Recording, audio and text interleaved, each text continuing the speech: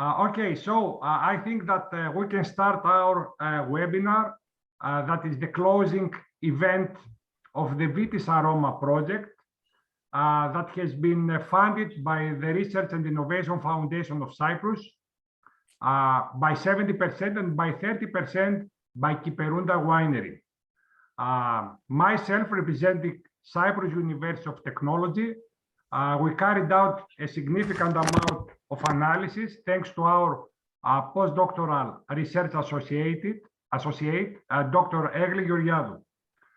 Today, we will make a brief overview of the main findings of this project that was focusing on the predominant white indigenous Cypriot cultivar, Xynisteri, a very promising cultivar, particularly amenable for very dry conditions.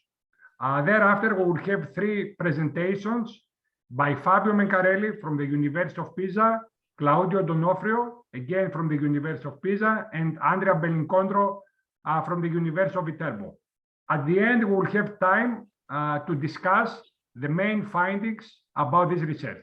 It's also quite important to mention that among the attendees of this virtual meeting, we have many students, undergraduate students from Cyprus. So this is much appreciated. I will give now the floor to Minas to give a welcome speech and provide some insights about his involvement as Kyperunda Winery in this project.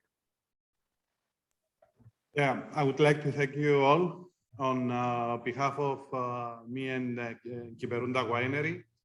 As the coordinator of this project, it was a very nice trip. We learned a lot on the methodology and also on the results, how you obtain the results on the field.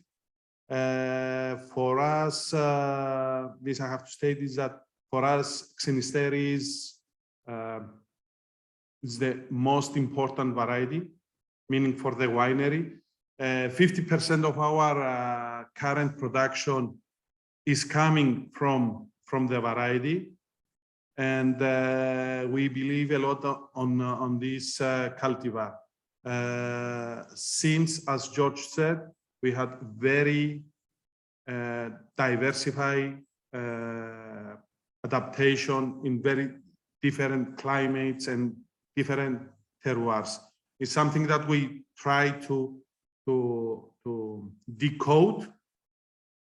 I think we had much success up to a level. Something else that we have to say is that this is the first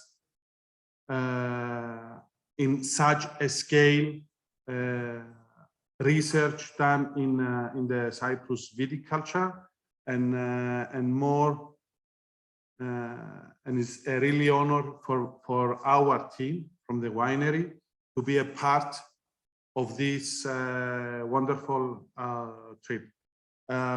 Special thanks to George for all the support, all of our partners, Claudio for the insights, for the flavors, Fabio, Andrea, of course, Egli and Nicolas for carrying on this research.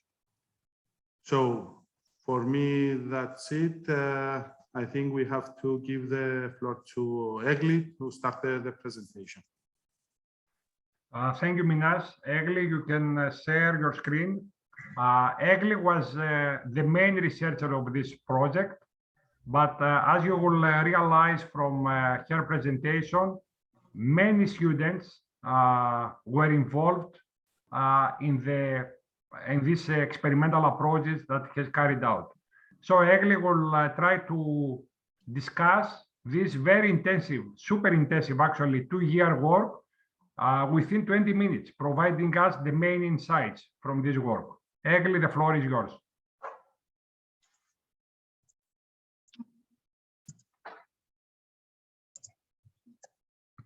Good afternoon.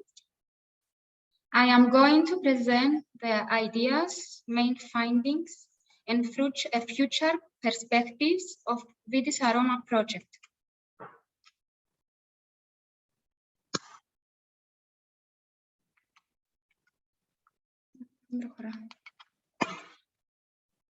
Excuse me, I have a problem.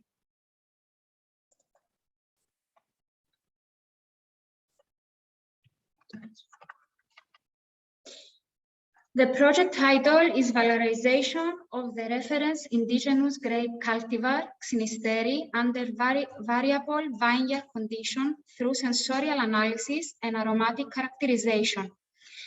It started in November 2019 and will be completed end of March 2022.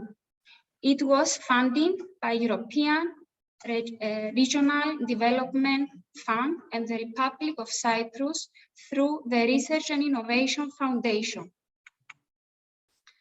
The VitiSaroma Consortium consists of one private enterprise, that is Kyberunda Winery, and 4 research groups from academia originated from Cyprus, the Cyprus University of Technology, from Italy, University of Pisa and University of Tusia, and from Greece, Aristotle University of Thessaloniki. VitiSaroma concentrate on Xynisteri, a cultivar of Cyprus. Cyprus is one of the very few phylloxera-free areas of the world that cultivates vines in their own roots. Xynisteri is suitable from extreme weather conditions and is a very vigorous cultivar, well adapted in not irrigated soils and at high altitudes, producing wines with distinct aromatic character and the potential of aging. To realize our goals, our consortium pursued the following specific and measurable objectives. Evaluation the effect of variable vineyard condition on grape and wine quality. Identify the quality attributes and physiological measurement of Xynisteri cultivar. Study the volatile organic compounds of grapes and wines. Study the different aromas of Xynisteri wine. And finally, map the global transcriptomic profile as well as specific gene families and pathways involved in volatile organic compounds of Xynisteri grapes. The aim of the present study is to dissect quality attributes, enological parameters, and aroma potential that derive from wine made from Xynisteri grapes, and to investigate if location, nitrogen, leaf removal, and irrigation during berry development has an impact on their attributes, most promptly aroma.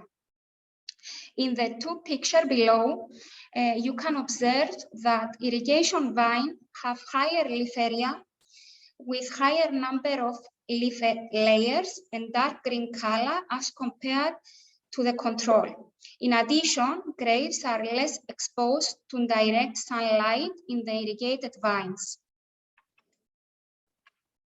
The first experiment examined the influence of location by comparing vineyards in Kyberunda and vineyards in Gilani.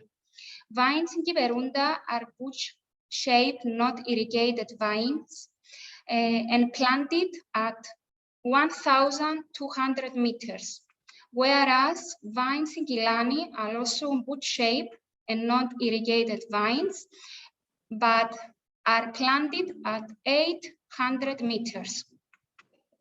The second experiment examined the influence of nitrogen on the vines, which was applied in 2 times, at fruit set and after pea-sized berry. Vines in this experiment were concentrated per brand. In the third experiment, examined the influence of leaf removal, which took place at fruit set. And in this experiment, the vines were concentrated per brand. The fourth experiment examined the influence of irrigation, which started at fruit set and continued until harvest. And in this experiment, the vineyards was the same Corton Trade Spur brand.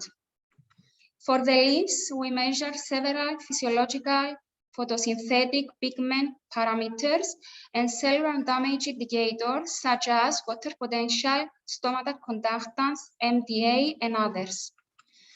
On the other hand, for berries, we measured several parameters by using spectrophotometer, GCMS analysis, sensory analysis, FTNIR and INOS, molecular analysis and biochemical analysis, physiological parameters, and quality attributes. In this slide is the phenological growth stage from BMPCH 7 to BMPCH 89.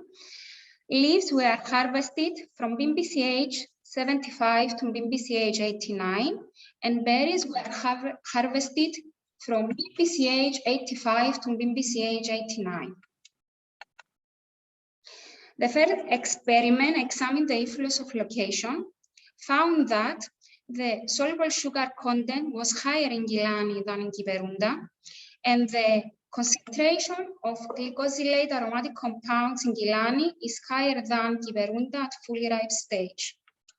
In the second experiment, examining the influence of nitrogen, found that the treatment with nitrogen was successful, as seen in the nitrogen percentage in the leaves in the first two figures. And the concentration of glycosylate aromatic compounds in nitrogen is higher than in control in the end of the raison stage. However, soluble sugar content was higher in control than in nitrogen.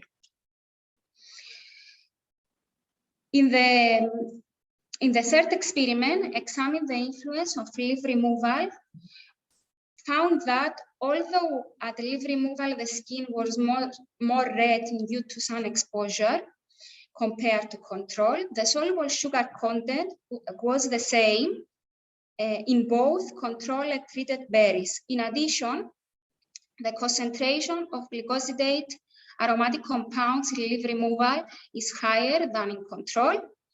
Furthermore, at the middle ripe and fully ripe stage, the concentration of the main glycosylate aromatic compound, C13 noisoprenoids and monoterpenes, is higher in leaf removal than in control. And in the fourth experiment, which examined the influence of irrigation, found that control bunches were more red and smaller with smaller berries, while irrigation bunches were more green and bigger. Furthermore, the soluble sugar content was higher in control berries than in irrigation berries. In addition, the concentration of glycosylate aromatic compounds in irrigation is lower than in control. Because the berry is bigger in irrigation than in control, this shows a dilution effect. Hence, the control berries are good for fresh wine.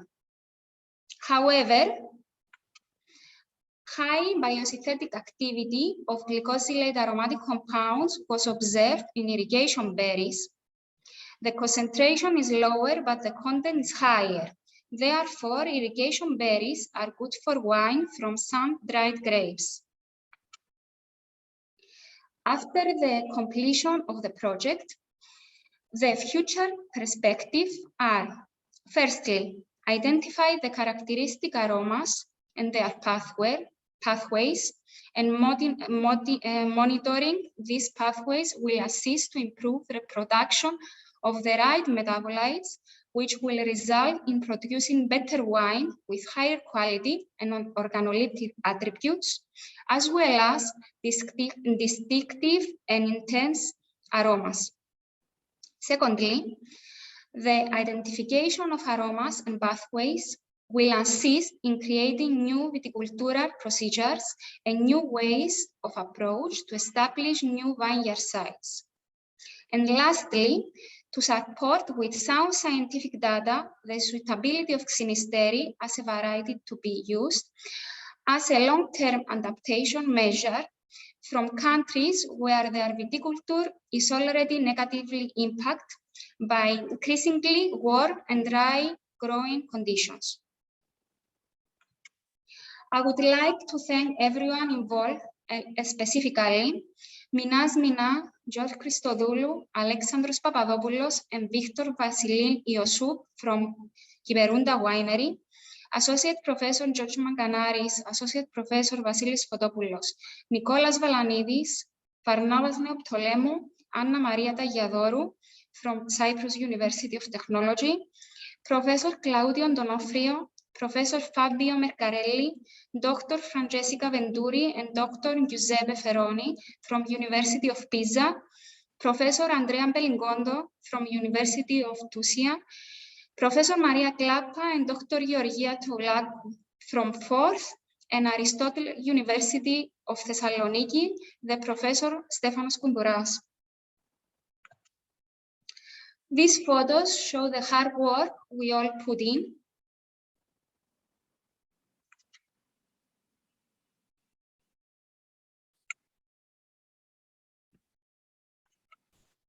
And these photos show that we also had a good time together. Thank you. Thank you very much, Egli. You are very well on time for providing us your presentation.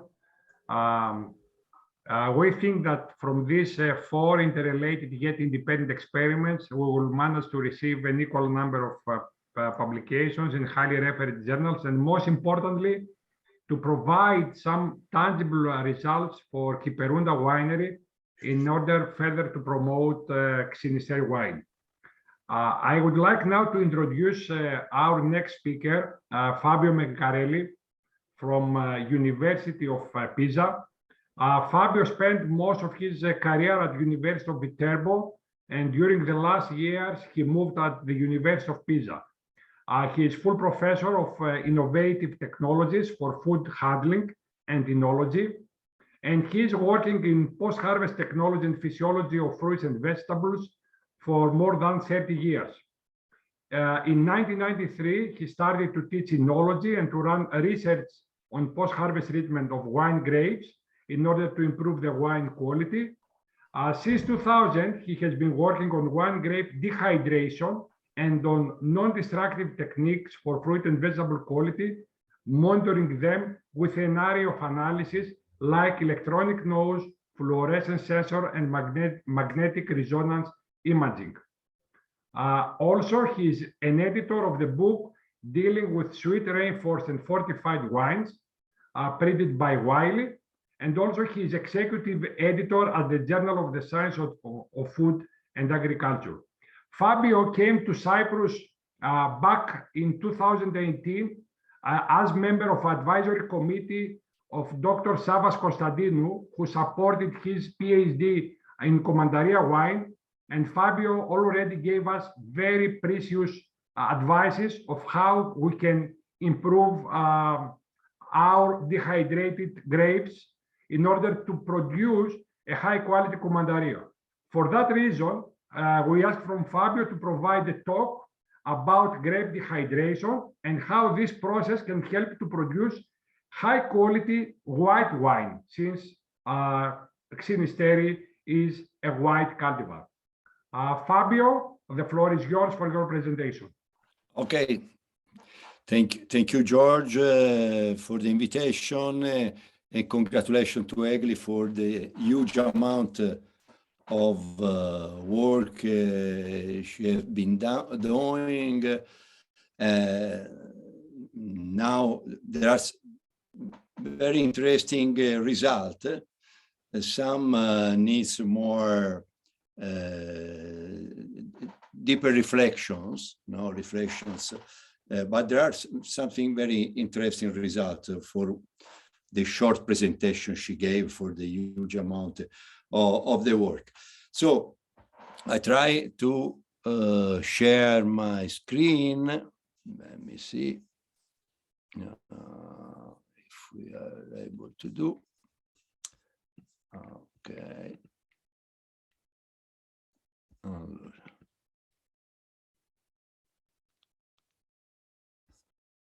Okay. Fabio, if you go down next to chat, it has a green button, says share screen. And see, I digit, but okay. The problem is always the same. Let me see. With the block. Okay, Cisco Zoom. Oh, let me see. Zoom is here. In the meantime, I would like to ask from the Yeah, go ahead. participants, the attendees, if you have any question, you can please write it on the chat for all speakers, and we can discuss them in detail after the end of all presentations. For Cypriot students, feel free to write it down in Greek language if you do not feel comfortable with your English, and I will make the translation.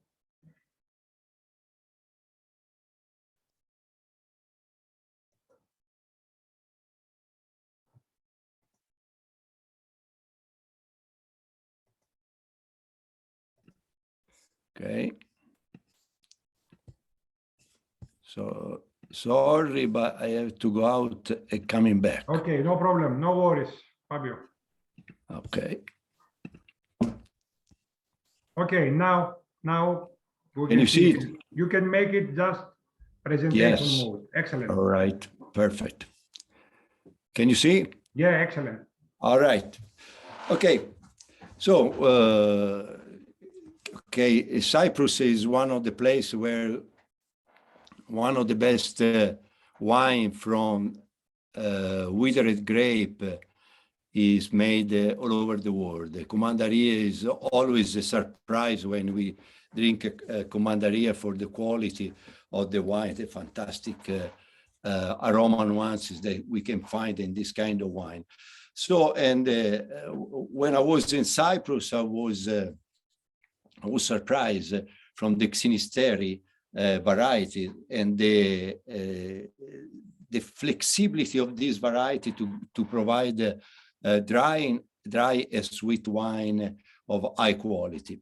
So the presentation is the general presentation, but it can be used to make a special kind of wine from Xinisteri using part of the dry grape you usually make. Okay, let me see. Okay, what we ask to dehydrated grape, when we dry grapes or when we withered grapes, we ask something in terms of quality from the final grape. But what we obtain at the end depends on the main factors: the temperature used for dehydration, the rate of water loss, and the amount of water loss. Okay, these are very effective to give the final quality of the product. Now I show you what that does it mean, what it means.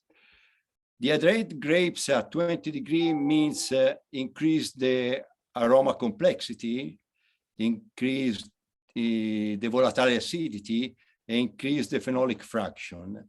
But if I dehydrate grapes at 30 degrees, so at higher temperature, then usually you have in Cyprus, you have a complete oxidation, obviously oxidative aroma and Maillard reaction aroma, and then loss of phenolic fraction. Okay, so the aroma profile change completely using high temperature or lower temperature. Okay, this is a paper we published in American Journal of Knowledge on Viticulture, comparing the volatiles profile of different wine, sweet wine coming from Italy, 24, in which the dehydration, the water loss of grapes came from different techniques. In the sun, or in a closed environment with controlled condition, or late harvest, or without any controlled condition, and so on. And what we found is that when you use the sun, okay, the most important volatile that you usually have is a furfural. And the furfural and the hydroxymethyl furfural, they come from Maillard reaction. And you see here this Passiter Pantelleria and this Vinsanto from Tuscany, or Muscat from Syracuse. They come, all of them, they come from sun drying or from a long-term process of drying and the special fermentation like Vinsanto in Tuscany. So if we go over, okay, and you can see here, these 3 points, number with 5, is Vinsanto wine, and the other points, number with 3, okay, is wine coming from sun-dried grapes. And all of these are placed in one point of this feature. But if I go to the wine coming from grape dehydrated in well-controlled thermal condition, okay, we have all the wines that are confined in these positions. So this wine, they come from facility where the temperature was perfectly controlled.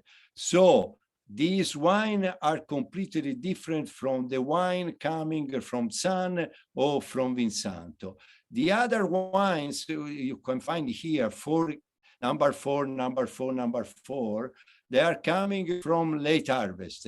And number one, they come from uncontrolled condition. So if you measure the volatiles, okay, you can understand the wine from which kind of drying condition they come, okay? So if we summarize all together, we can see here, and we compare the temperature, okay? We can see here the importance of temperature. Okay, go faster. Okay. Now, if we look at the global aroma, 20 degrees is the best temperature for drying grape, okay? But if you want to keep the primary aroma of the grapes, you have to go to low temperature at 10 degrees.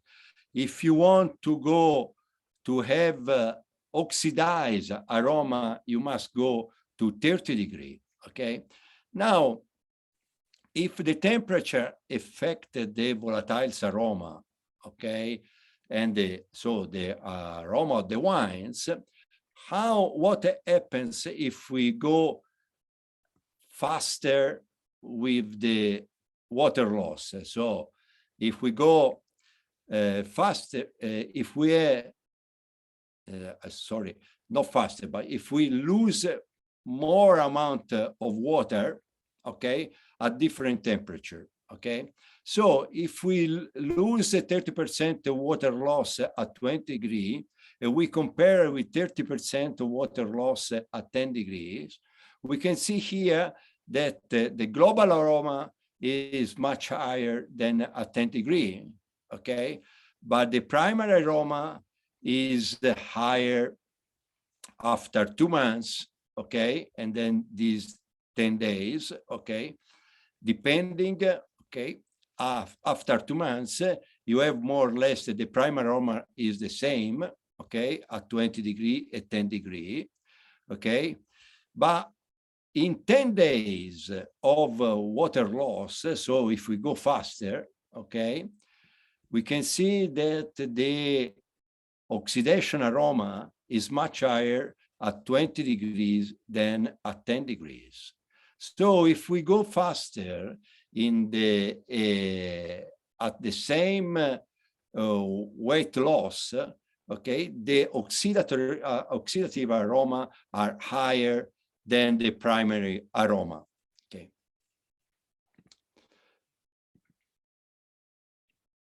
Okay. Now, we made an experiment in the Podere la Regola, where George was in November, okay, trying to use the grape dehydration or white variety, okay, but not to make sweet wine, but to make dry wine, okay. This is the wineries. We use a technique which was developed in 19th centuries from Tuscany, which is called governo. In English, should be government, which means using a part of the dehydrated grape to re-ferment the dry wine. So you make a dry wine and then keep some grape in dehydration, in drying, and then you took part of this dried grape, you put this dehydrated grape in the initial dry wine. So we have a re-fermentation, okay, and we obtain a wine with a higher alcohol content, with a smoother flavor, okay, a more drinkable wine, okay. So usually this was done for Chianti, so for the red variety, okay, but we decided to use it for dry variety, and we used this one, Fiano, is a white variety coming from Campania, but was cultivated in Tuscany in this case. And another variety was Fermentino. We dried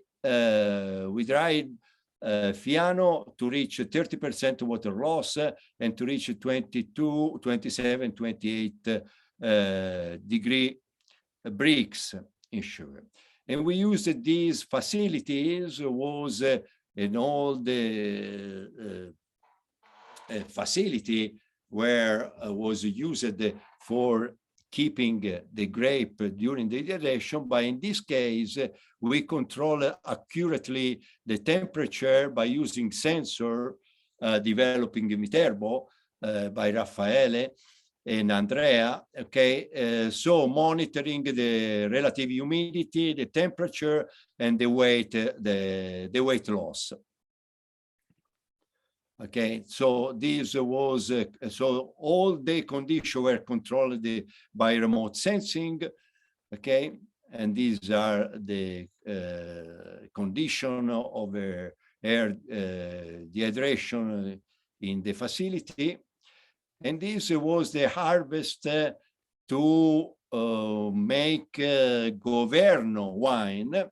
So we harvest after 1 month, okay, from the harvest, okay, and we collected the grapes when they reach 27, 28 degree brix, okay, and as you can see, the quality is very good, okay. And this was the grape quality 2 months later, at the beginning of December, to make a sweet wine. So this was another kind of wine we made, okay? And so, and then we decided to make the combination. What we did, we make the basic, the dry wine at the beginning, at the harvest, the Fiano and the Vermentino basic wine. And then we added the 15% of wine from dehydrated grape, or 30% of wine from dehydrated grapes. And then we make another one, the test 4, using Fiano basic wine by using 30% of wine from dehydrated grapes. Was a kind of blended wine, okay, to obtain this wine. And what we found was an increase of alcohol content from 12, the initial basic wine. We obtain almost 14, okay, and the 14 and a half. And then we have an increase of acidity of the wines, obviously, okay? The total sulfur dioxide was very low in all the wine we make. This, the number 3, is the sweet wine, where we have 87, almost 1%, 100% of sugar. And these are the volatiles that we found more important to define this new kind of wine. And they were the terpinolene, the phenyl ethanol, geraniol, beta-ionone, and this kind of ester, and this ocimene, which is the basil aroma. And so these, you can see here, these are the amount of the area, but they are much higher than the basic one. So these, on the last column on the right side, these are the volatiles, the aroma nuances. You can see, there is some kind of, I say, the aromatic nuances like mint, fennel, and basil, and then violet, and the flowers, roses, and then ester giving a fruity aroma for this kind of wines. Okay, and these are all the wines we obtain. On the right side, the sweet wine with 100 grams per liter of sugar, more or less, and these are the dry wine in the middle, okay, using 30% of wine coming from dried grapes, and on the left side is the wine coming using 15% of wine coming from dry grape. Okay, so on this is a kind of, if we can see the video. Okay. Okay, and this is the wine we obtain. You can see is this is the 50% adding of wine from dry grapes. It was very, so the result was very interesting. Okay, and these were the conclusion: a greater aroma complexity, higher alcohol content, higher total acidity, a greater body compared to normal Fiano and Vermentino basic wine. So now the company start to produce one kind of wine coming from grape dehydration.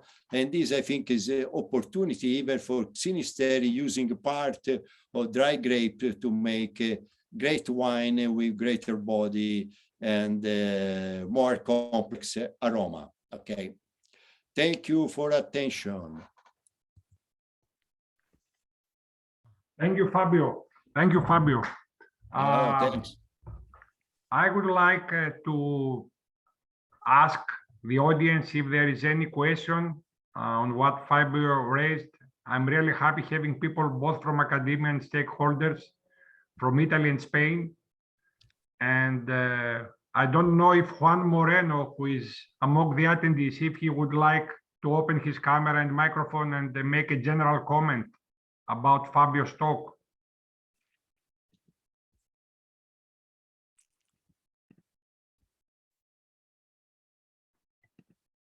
And provide also his experience from Spanish dehydrated grapes.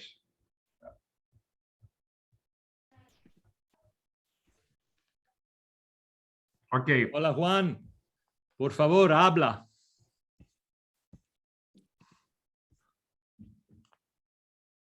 Maybe he's not with us, Juan, but we can give the floor later on. Any other question about Fabio, about the dehydration method? I would like to ask a question. Yes. Hola. I didn't get the. In a table, it says that there is talking about total acidity, and there is also a column about the pH. What's the difference? Maybe I will get a little confronted after asking this question, but what's the difference between total acidity and pH?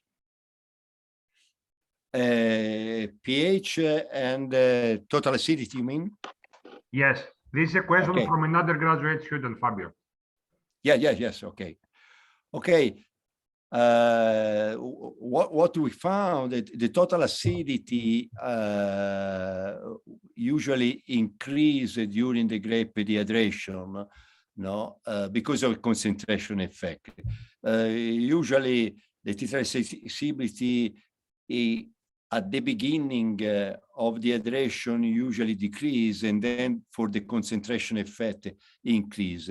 Now the pH is not always following the total acidity, because during the grape dehydration we have a lot of ions released from the cell wall, and so there is a kind of buffer effect. So sometimes we found higher total acidity and also higher pH. Okay, so it's not the pattern as usually we have with the vinification. When we use the drying, grape drying and wine from grape drying, usually we have this specific effect. So total acidity increase, but also pH increase. Okay, thank you, Fabio. I think that Juan Moreno can now talk. Juan. Hola. Just a question. Hello. Is it? Okay. Okay, there is a question by Jorge. Jorge, please. Okay, thank you. Thank you. Well, first of all, congratulations for this very interesting project, and also for Fabio for the presentation. Thank you very much. Just a short question about, do you think that taking into account the possibility of a huge amount of aroma precursors that still you have in your wines using this technology, do you think that it is useful to use some enzymes to release more volatile compounds from these precursors, or do you think that the aroma profile is quite enough at this stage? Just this short question. Yes. Okay. It's. I am very happy to see you, Jorg, to see even Juan. I'm happy that you can connect. Okay, about your question about the release using enzymes for releasing volatiles. Okay, and now usually when the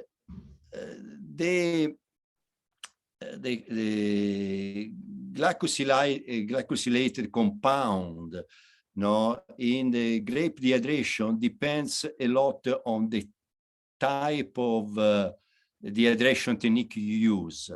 Okay, so if you use a closed room, a closed facility like a cold room, and you use a low temperature, usually you have a high amount of glycosylated compound. But if you use techniques like some techniques, some drying or late harvest, usually you have a very low amount of glycosylate compounds. So in this case, the use of enzymes is not so important, even because the profile, the aroma profile is very restricted, I would say, They are very, you find the 4 or 5 main aromatic compounds, like I said, the furfural, hydroxymethyl furfural, ethyl acetate, isoamyl acetate, diethyl succinate. These are the main important usually, And so in that case, most of the volatiles are free. So that's why this is the problem with this kind of techniques, because usually you should protect these volatiles during the fermentation, okay?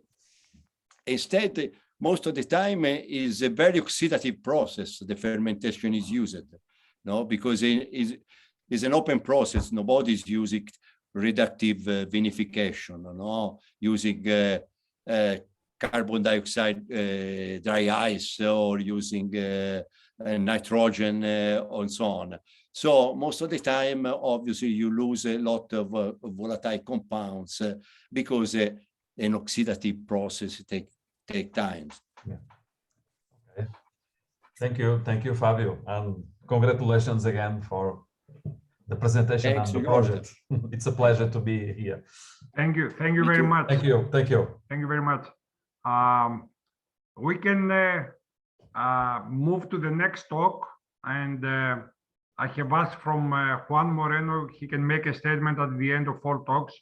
So I will now ask from Claudio Donofrio to share the screen with his presentation, and I will make a brief presentation of Claudio. Claudio is full professor at the University of Pisa, at the same institute as Fabio.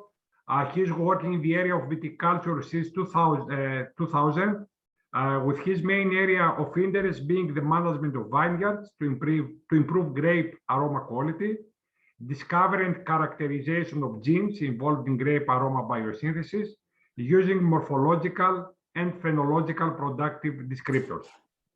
And the talk will be tightly linked with his main area of research, providing us how we can manage grape aromas in the vineyard. Okay. Okay, thank you, George. Yes. I'm trying to share my screen. Excellent. Just a moment, because I can find. Okay.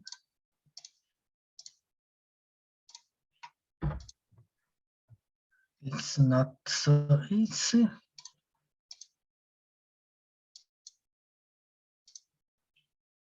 I think I would, okay, it's okay.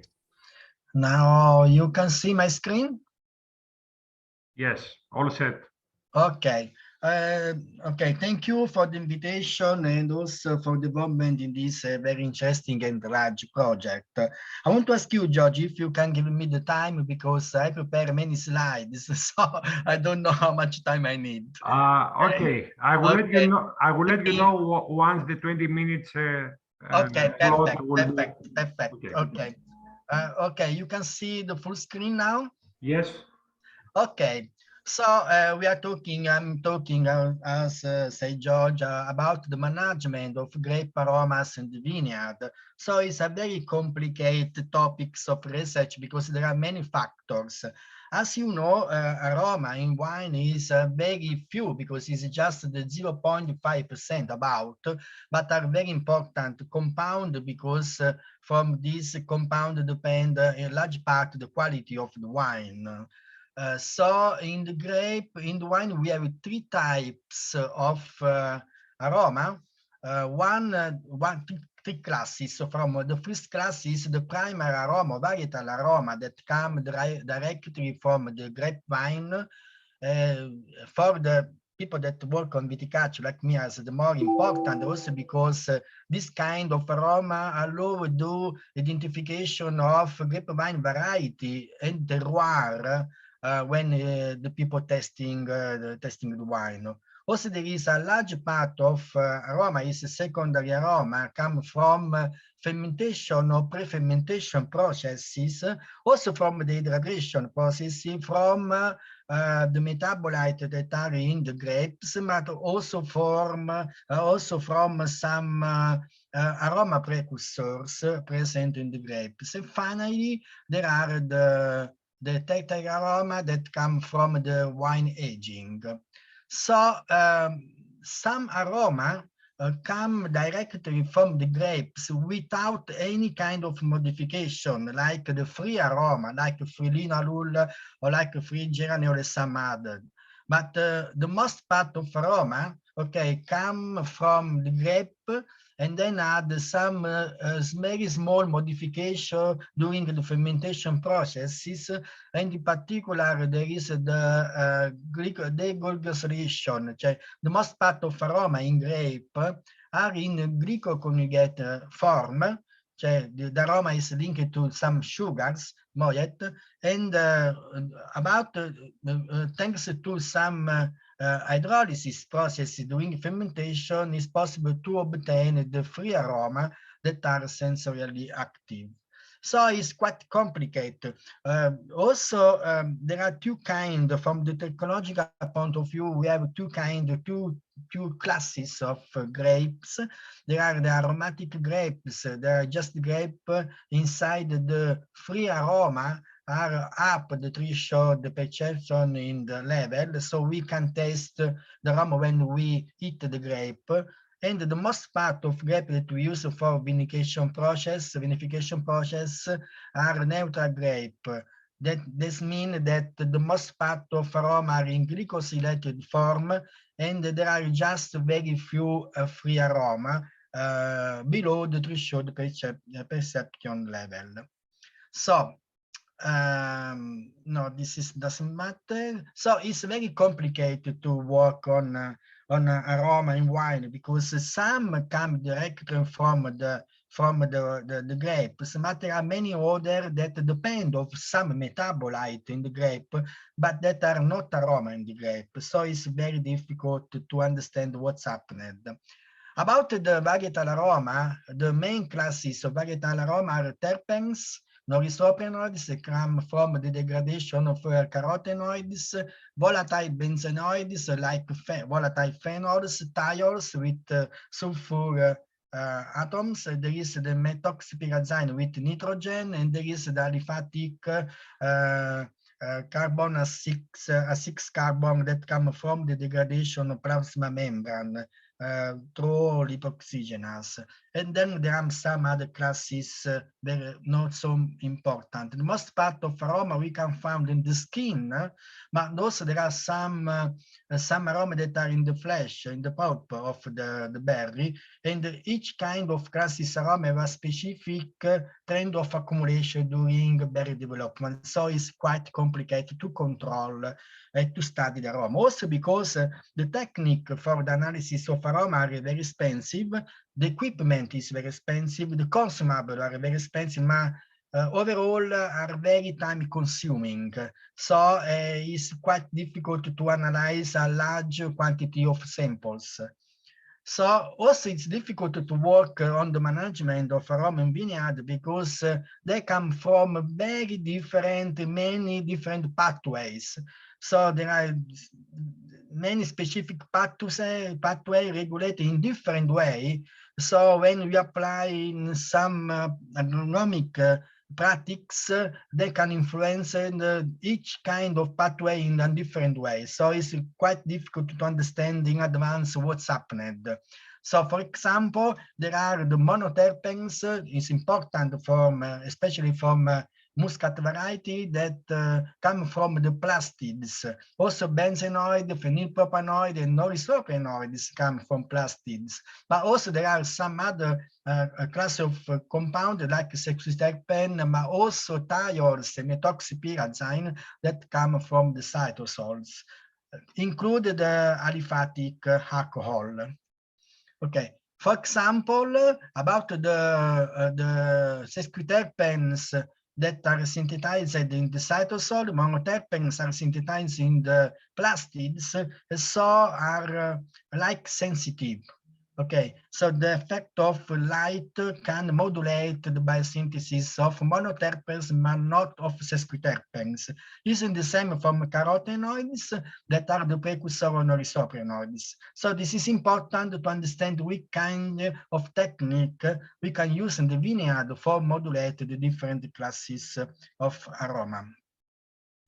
And also it's complicated because there are many different kind of aroma And about monoterpenes, the most important precursors in the grapes and also aroma are geraniol, linalool, and terpineol. Also, there is ocimene and limonene, but usually in grapes are in lower concentration compared to geraniol and geraniol derivative, compared to linalool and terpineol and derivative.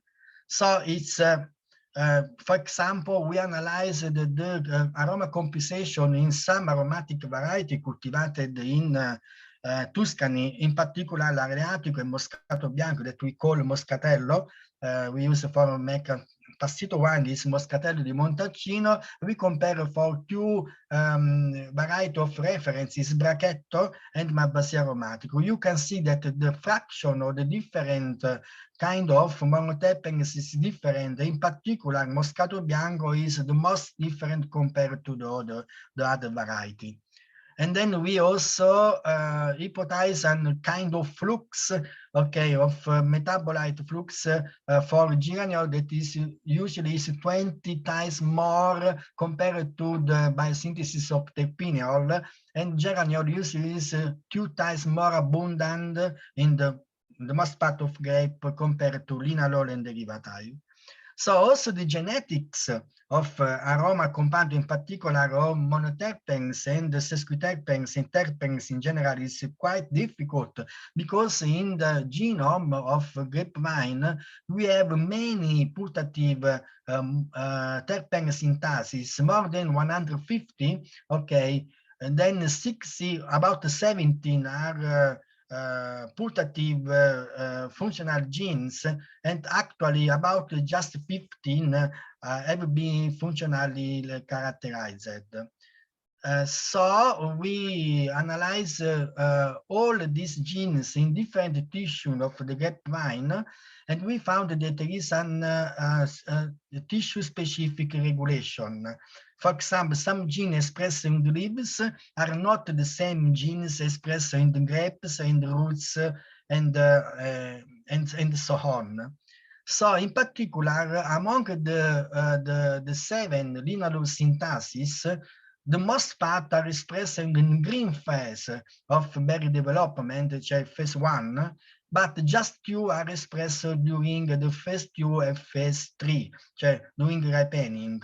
So this is important to know when these genes are expressed, because when we have the peak of expression, this is the best time to act with agronomic practices to modulate the biosynthesis of these specific compounds. So to understand the genetic expression pathway and the dynamic is very important to understand when we have to act in the vineyard. There is an experiment, a very nice experiment from Zhang that demonstrates in a very elegant way that the sun exclusion, so the light exclusion, don't stimulate the biosynthesis of aroma. Okay, reduce the biosynthesis of aroma, especially if we exclude the light during the ripening process and the phase 2 or lag phase processes. So we expected, because monoterpenes, in particular linalool, like this, come from plastids, and plastids are like sensitive. So there is a clear effect of light exposition on aroma biosynthesis, like anthocyanins. Okay. Also, but the light on the other side reduce the concentration of some other kind of aroma, like methoxypyrazine. Okay, usually in the grapevine, not all the variety have methoxypyrazine. For example, in Cabernet Sauvignon or in Merlot, there is a high concentration of methoxypyrazine. We have a peak of concentration at the end of the green phase.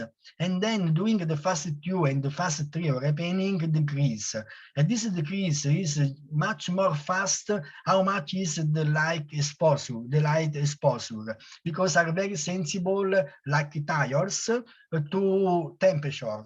So more light, more temperature, and fast degradation. So that's the opposite of monoterpene biosynthesis. Also, another classes of aroma very important, especially for non-aromatic variety like Sangiovese, are the non-isoprenoids that come from the degradation of carotenoids.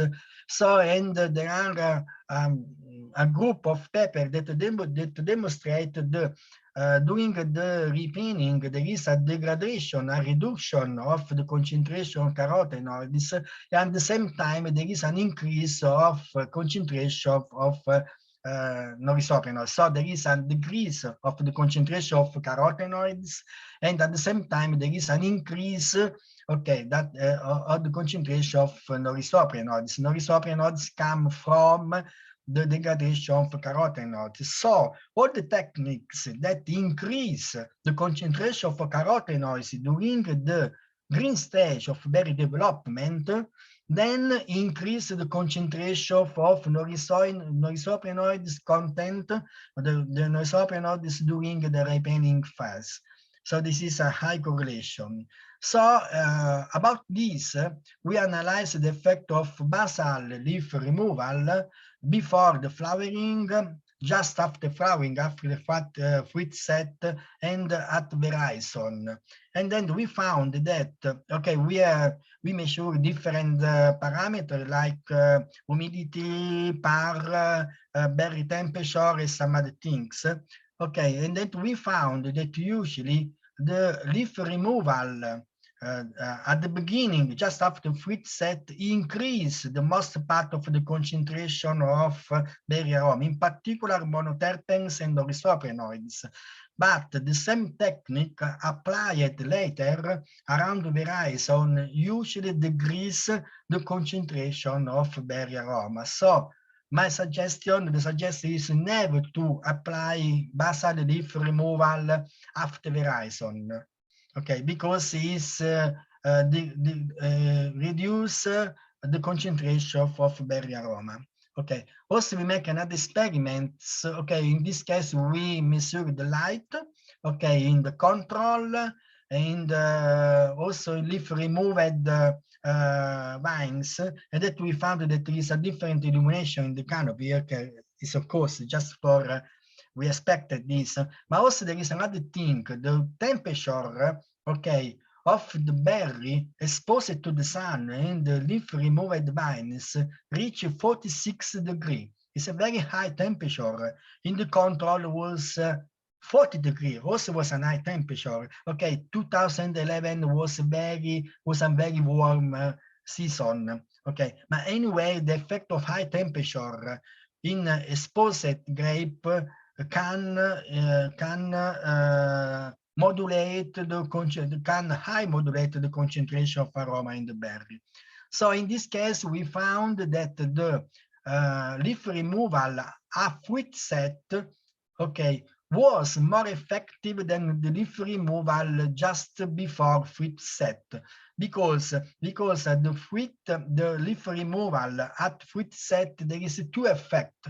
One is an effect on biosynthetic pathway by light, and there is another effect. There is an effect of concentration, because usually the berry from the vines from leaf removed after fruit set have a small berry compared to the control and compared to the vines from leaf removal just before flowering.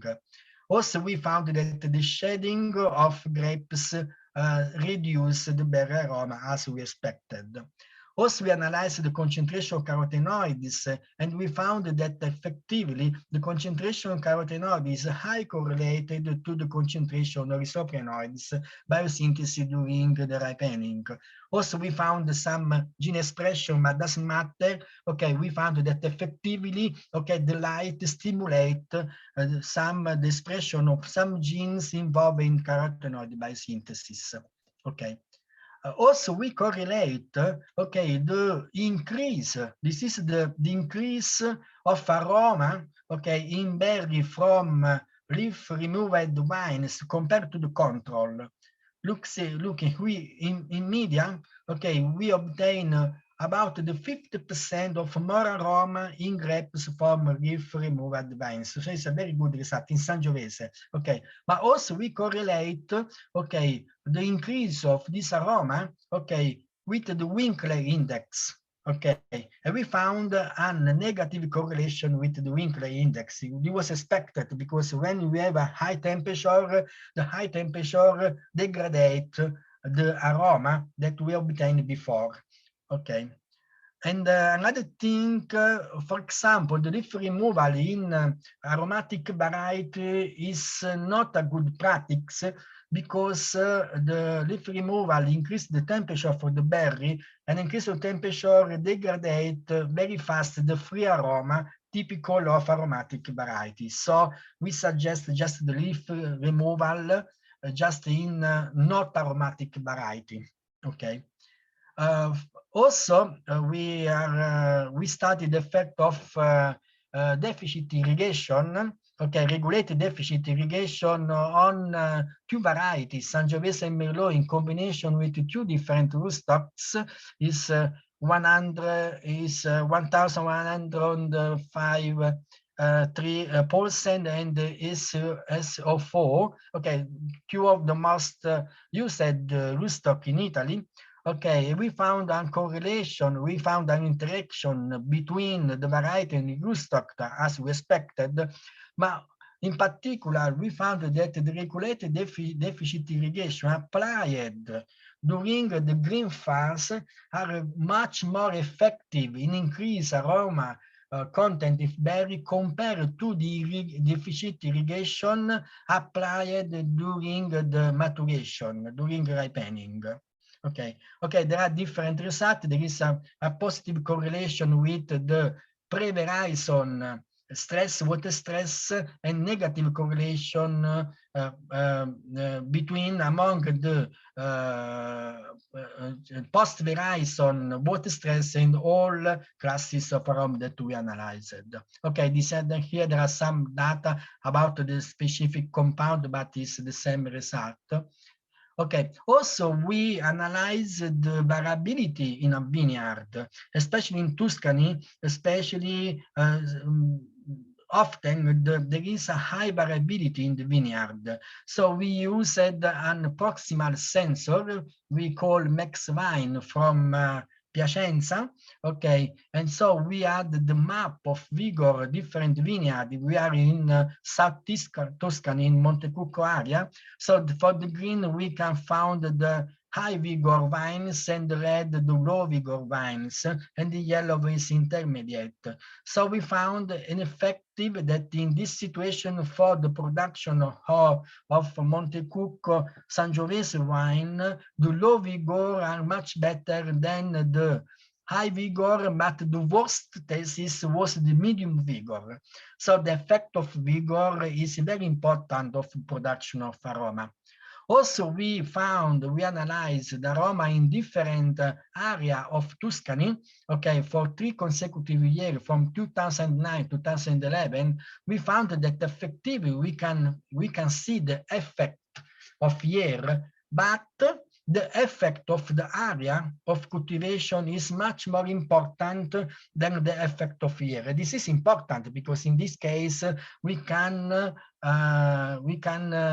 recognize the terroir in a wine from Sangiovese in a specific area independently from the year of production. Also, there is a high correlation between the grape aroma and the characteristic of the soils. We are working in Chianti area, so we compare the aroma production in grape of Sangiovese cultivated on sandstone, limestone, marine deposit, and the river terraces. So we found that there is a high interaction, as we expected, among grapevine and soil characteristics, as we found a good correlation with the content of sand in the soil, because the content of sand in the soil is linked to water stress, and a water stress can increase, in some case, the biosynthesis of aroma. Okay. And finally, Okay, we also found that some biostimulants, in particular methyljasmonate, can high stimulate the biosynthesis of aroma in grapes. So we applied the methyljasmonate during the veraison, just before the veraison. We obtain a delay of the harvest of about 2 weeks, but in particular, we obtain a very high concentration of aroma. The monoterpene concentration was 10 times more compared to the control. So it's a very potent biostimulant for the production of aroma, but it's not a natural biostimulant, it's a synthetic biostimulant. And so we found that also there is a high expression, induction of gene expression of monoterpene biosynthesis by methyljasmonate. Finally, this is the last one, okay, there is also an interaction between the mycorrhiza, okay, present in the soil and the grape aroma production. We found a relation between some fungus present, mycorrhiza present in the soil and aroma in the leaves, in the grapes, okay, in particular also in the roots, okay. Okay, the mycorrhiza stimulate a lot the production of monoterpenes and volatile in these roots because it's a plant defense mechanism. So you can understand it's very difficult to manage the aroma in the vineyard because there are many factors, many factors. Because the variety you stock, climate, temperature, soil characteristics, and vineyard management. So we have many things to do. And so I appreciate the involvement in this project because this project is a large project, analyze different aspects of this aroma biosynthesis from water stress to nitrogen to area. So it's a very, very interesting project. Thank you for the attention. Thank you very much, Claudio, for this extensive work in aroma. Already we discussed extensively how we can exploit our data, because it's very important also for the students that are attending our webinar, that one part is to receive the data through the state-of-the-art methodology that we apply, and the other equally important is to try to interpret this amazing amount of data and to provide some valid insights that can have both basic and applied importance. Okay. We will move to our last speaker, and we will have then the rest time for discussion and questions. So I would like to introduce now our last speaker, Andrea Bellincontro.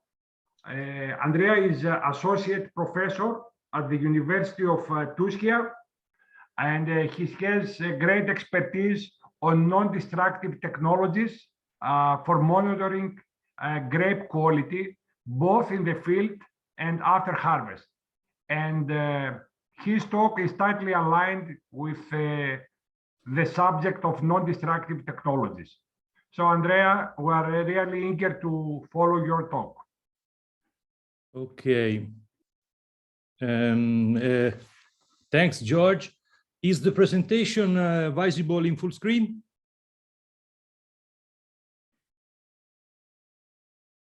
George? It's not available in full screen. Please enlarge. Here, I think. Wait.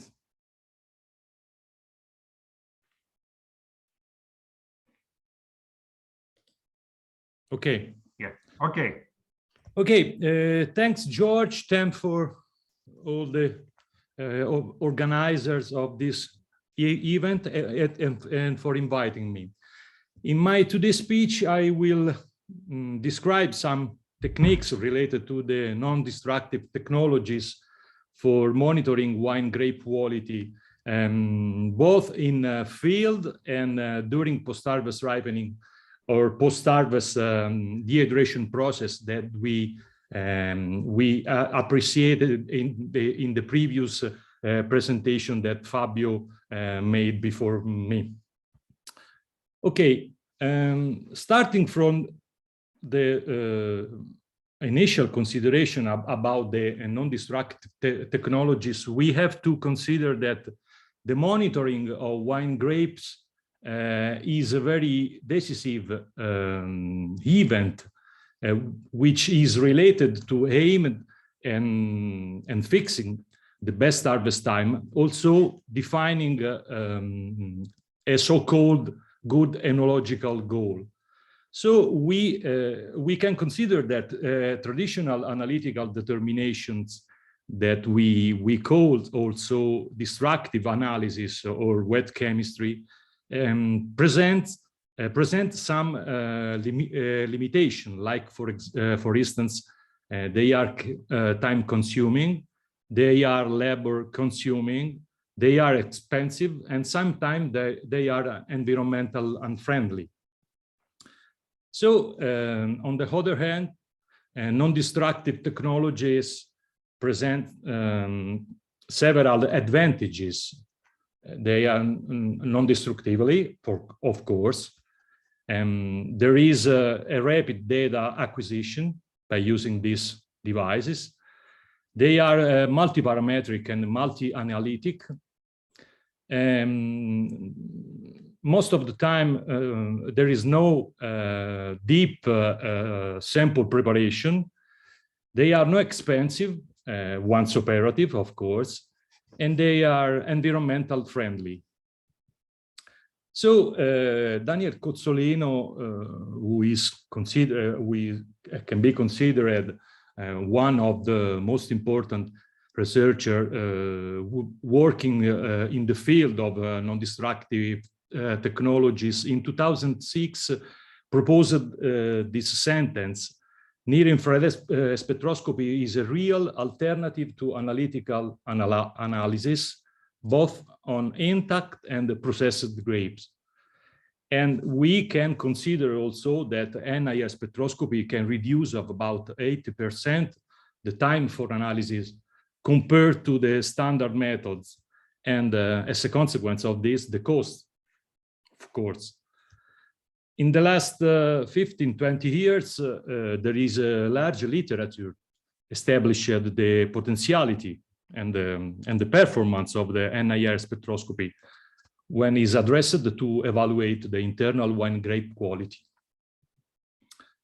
The same research group proposed very recently in 2021 this very interesting review where some consideration about the recent advances of the non-destructive technologies are proposed. So in this map, we can observe that there are some keywords like, for example, target and non-target chemical analysis in grapes, must, and wines, or the evaluation of sensorial attributes prediction, or the wine authenticity and geographical origin. And on the basis of these keywords, there is a consequent consideration which describe near-infrared spectroscopy. Andrea, spectrum. Andrea, sorry to interrupt you. Yeah. It appears that the screen is not moving. Really? Sorry. Yeah. Sorry for that. I can try to check out.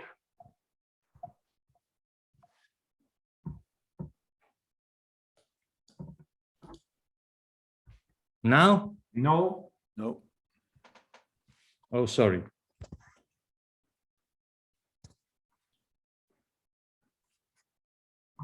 From what point? We are in the beginning, a good enological goal, the very... Really? Yeah. You were here. Yeah. You can... So, are you able to see my presentation now? Can you move forward? No. Sorry. You can start from the beginning, no problem.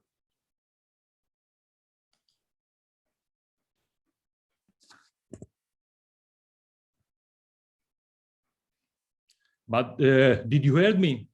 We can hear you very clear, yes. Okay. Can you please just share your screen again? I try to do.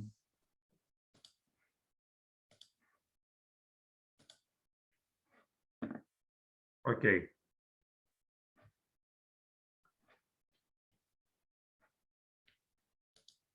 Now? It's not full screen. It's Sorry. this one. Okay. Now? Now it's the first slide. The second slide we're here. Okay. Third slide. Now it's very clear. Okay. It's moving? Now Yes, it's moving? yes, Okay. Yes. We were here. Okay. So the important keywords related to the non-destructive technologies are, as I told before, target and non-target chemical analysis in grapes, must, and wines, sensorial attributes prediction, wine authenticity and geographic origin. And this means that there is an output in terms of non-destructive technologies, for example, near-infrared spectroscopy, multispectral, hyperspectral, spectral imaging, and chemometry, multivariate statistical analysis. This is very important in order to know how is very at the moment the importance of non-destructive technologies for the analysis in the field of grapes and must and so on. So the vibrational near-infrared spectroscopy is based on the effect of the electromagnetic spectrum and the interaction between these light source and the organic molecules which are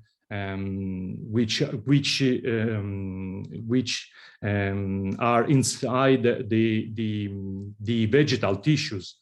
So there is an interaction which is based on the vibrational effect of the molecular organic compounds, especially based on the vibrational effect of the organic group and of the organic bonds. The near-infrared spectroscopy is based on in the physical chemical property of organic matter, and this spectrum covers the electromagnetic region of the light spectrum, ranged between 780 and 2,500 nanometers. The methodological approach for testing the application of NIR spectroscopy directly in the field is, first of all, based on the evaluation of the vineyard selection, which in turn is based on the morphology of the vineyard and on the varietal characteristics of the grapes, of course. A descriptional data can be done by detecting grape variety, the date of sampling, the selected canopies, and the sampling points. At the same time, we can do the non-destructive detections via NIR spectroscopy, and also destructive analysis via wet chemistry or laboratory analysis detections. The dimension of the sample dataset is based on the variability and on the robustness and the predictive performance, which is strictly related to the number of vineyards selected and measured, the number of canopies, the number of sampling points, and last but not least, the number of total samplings. On the basis of this measurement, we can build a classification modeling, or alternatively, a predicting modeling which is related to the non-destructive and destructive detections. So at the end, we have to combine these two measurements coming from the non-destructive or spectral detection and at the same time from the chemical analysis, like for instance, determination for sugars, pH, titratable acidity, malic and tartaric acids, volatile acidities, yeast assumable nitrogen, phenols and anthocyanins and so on. And these measurements can be used for the building up of the predicting models. This can be useful for us for defining the, for example, the best time of harvest, or the enochemical characteristic of musts and wines we are detecting, we are measuring. The chemometry is a very important tool because without chemometry we cannot have an idea about the possibility to build interesting models for regressive or for the description of the statistical results in terms of pattern recognition observation. So the regressive models are based mainly on the PLS, partial least square, which is a regression modeling, and artificial neural networking application. PLS can be considered as a linear regression, while ANN is considered non-linear regression, more complicated in terms of number of iterations. The common aim is to obtain models or algorithms which are able to accurately predict the internal properties of a blind sample in a secondary stage of detection. This is an example of some results obtained by the in-field measurement via NIR spectroscopy on Sangiovese grapes.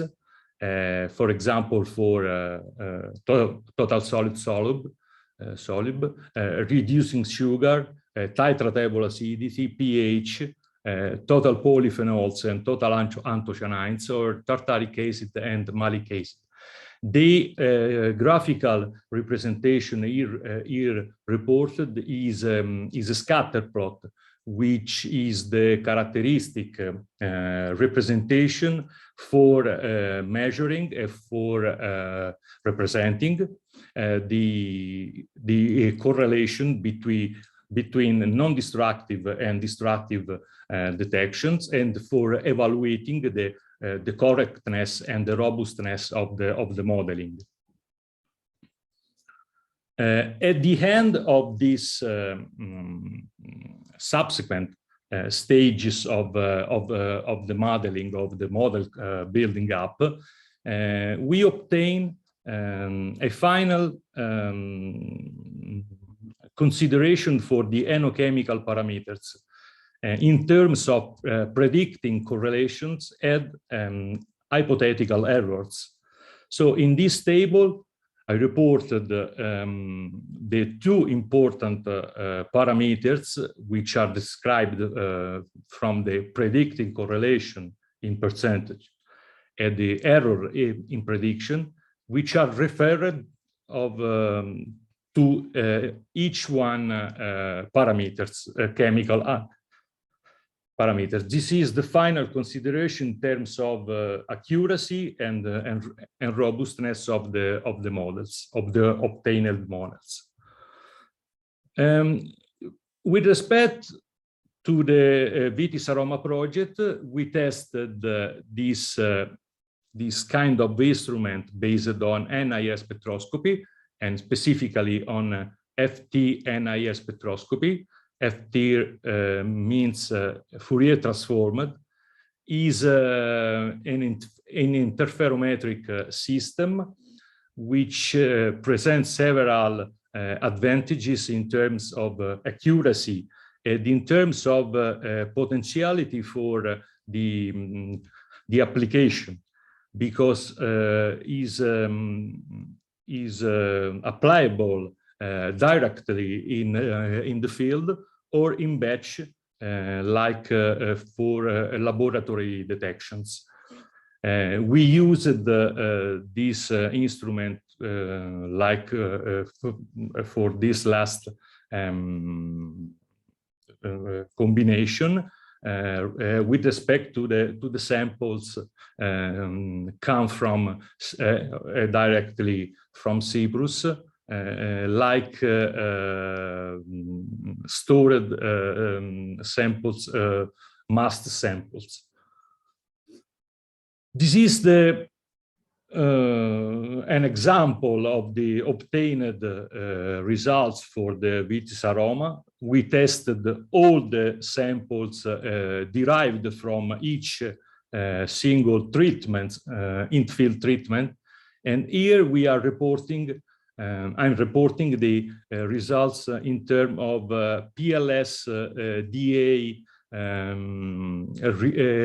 regression. PLS DA is a particular technique which combines the regressive approach of the PLS to the descriptive analysis of the principal component analysis. So we combine in this approach two distinct opportunity to select the correlation between different samples coming from different variables or, in our case, treatment.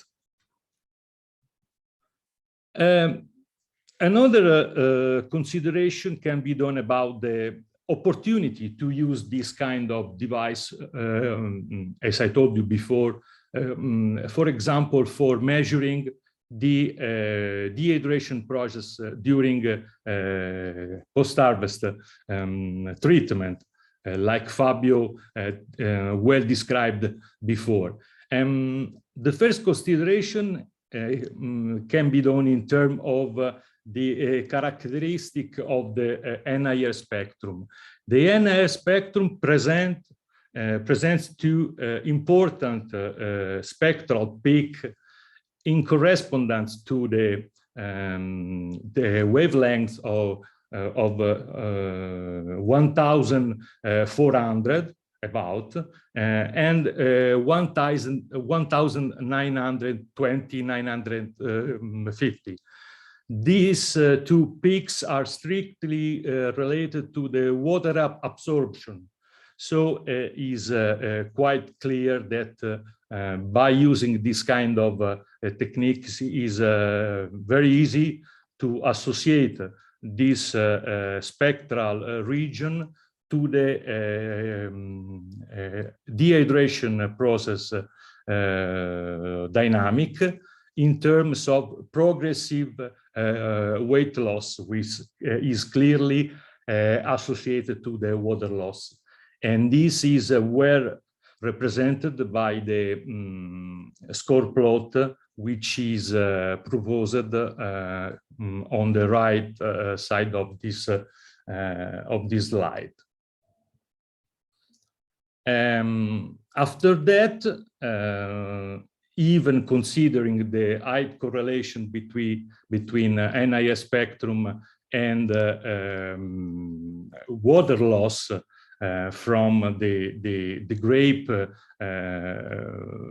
berries, we concluded in these published papers we made together with Daniel Cozzolino and Fabio. Also Fabio is with me in this publication, that we were able to approach a regressive model for detecting in a very fixed possibility the concentration of the sugar content, which is strictly related to the water loss in the post-harvest dehydration process for grape, and at the same time to consider the very accurate evaluation of the water loss in each sample of grape berry. And this is the results in terms of the range for the detected solid solute and the average error we performed both for the weight loss and the sugar detection. Finally, just to mention, there is another important technique which is related to the non-destructive technology, which is based on the opportunity to detect volatile compounds. This is the INNOS. This kind of INNOS we used also for the VitiSaroma project, is based on the presence of the quartz microbalance sensor. On this quartz microbalance are placed the film of metalloporphyrins, which are able to detect and to absorb the volatile compounds. And this kind of technique for detection of volatile compounds is related to the opportunity to measure an aromatic pattern. For this reason, this technique can be considered as a non-discriminative technology, and we have always considered the use in combination of chemometry for evaluate the result in terms of comparison among samples, which are in turns based on their aromatic profile. This is the preliminary results we obtained always in the specific treatment for the leaf removal we observed before in the case of NIS spectroscopy, and the results are related to an observation we did by applying a principal component analysis and a cluster analysis as well. We can observe the clusterization effect of each single group derived from each single treatment in field obtained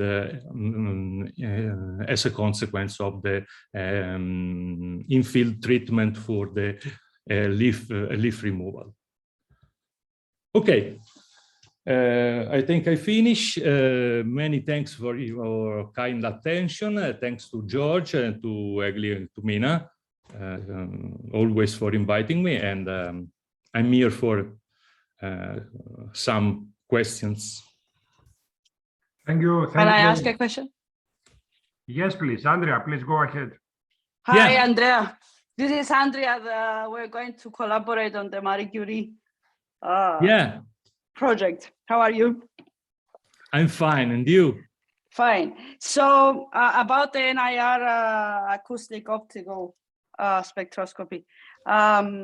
So maybe I didn't get it. Is that a custom spectrometer? In our case, it's not a custom. It's not a custom. Okay. It's a commercial. It's a device. commercial. Okay. Will it? Have you ever tried it outside the scope of the limits of TUSIA? Of your Are you meaning the limits about what? I mean, have you taken it out of the country? Is it possible to make measurements, let's say in Cyprus, in the field? Yes, for sure. Okay. Why not? I'm guessing it requires certain calibration measurements, and then we have to arrange a test by combining non-destructive and destructive measurements. So for sure, yes. Yeah. Because I have an array of non-destructive, aligned, and destructive, and because this is actually within the project, we have actually put the near-IR nose inside. I was wondering if it's actually possible to measure in the field, in Cyprus, I mean. I think it's possible. It Okay. will be a pleasure for me to come to Cyprus. Thank you, Andrea. Thank you for an awesome talk. You are welcome. Thanks to you. Yes, please, Fabio. Just in addition to what Andrea reported accurately, regarding what was asked right now, we are doing now some field test on the application on the FT near that Andrea showed for studying the water stress in the field. So we are working Sicily this year is the second year, and also we start. So just to report the fact that we can work on the field. And the Our other project, aspect, Fabio, exactly, is related to the previous question I received. We are also testing our prototype. We are managing to build some prototype in terms of NIS spectroscopy application, and we are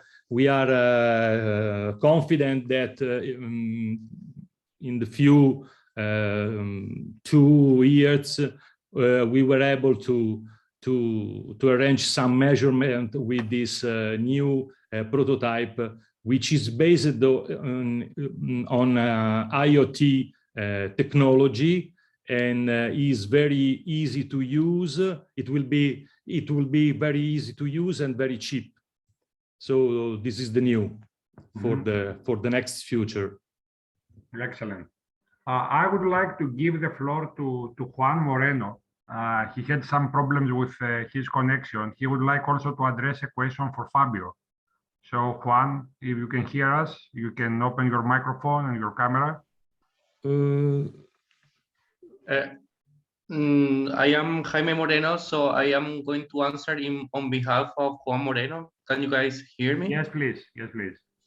So it was a question for Fabio. Yes. And the question is, were the fermentations carried out by selected yeast strains or autochthonous yeast strain, like wild yeasts? Oh, okay. No. We inoculated with industrial yeast.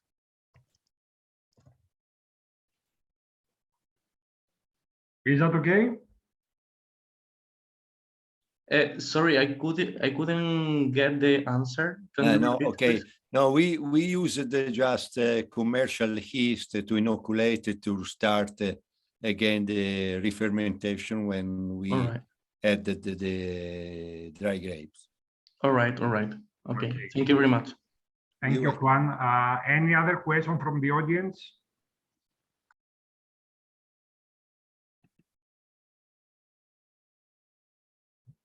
If not, I would like to give the floor to Minas to make a conclusion about the project as a whole and this closing event.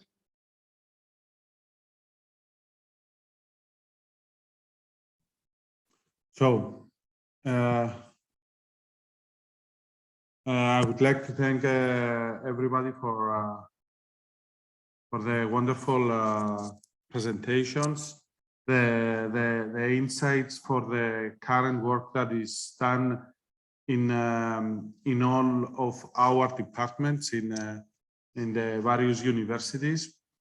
Really, for Andrea, it was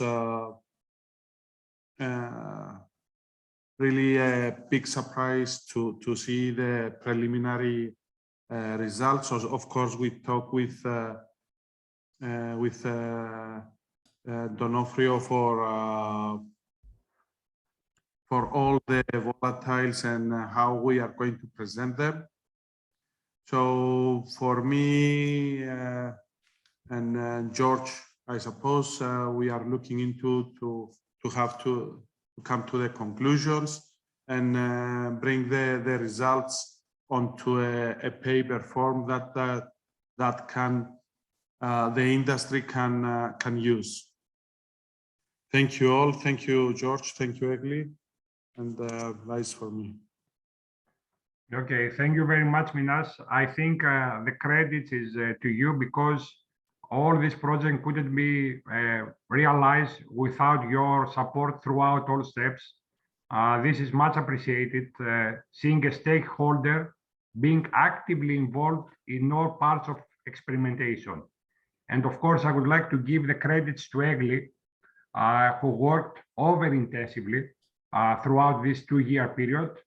And we do hope to have materialized all this huge time effort in something tangible, both for the Cypriot wine industry and grape industry, both for the career of young aspiring researchers like Egli and Nicholas.